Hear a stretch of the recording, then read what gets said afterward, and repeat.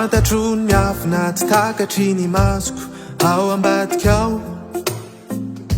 zay rehetra efa nomaninao namboarinao zava-baovao niezaka nanakatra ihany zay metakatro ao fa mifamaofao tsy manany raha afintsony afa-tsy ny hoe zaho atoky anao tsy fantatro ny miafina tsy takatry ny masoko ao ambadika ao zay rehetra efa nomaninao namboarinao zava-baovao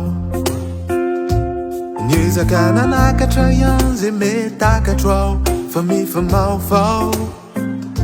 tsy manany raha afintsony afa-tsy ny hoe zaho atoky anao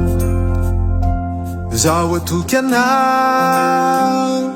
anaty ady mamay zaho atoky anao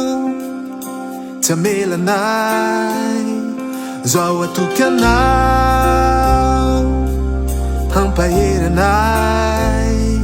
zaho atoky anao zaho atoky anao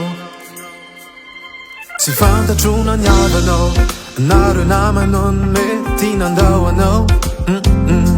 zay rehetra ny ankinanao nantenainao zava-baovao niezaka niarina iananao zay vitanao fa mifamaofao tsy manany raha afintsony afa-tsy ny hoe zaho atoky anao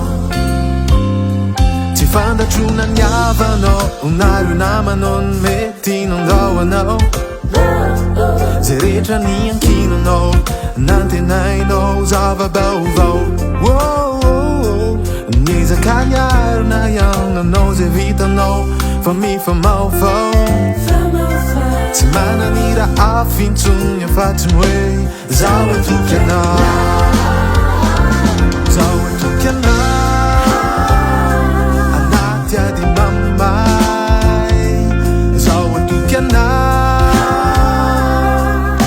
tsy amelanay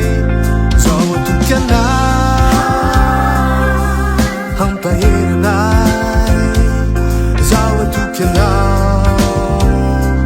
zaho atoky anao zaho atoky anao anaty ady mamay zaho atoky anao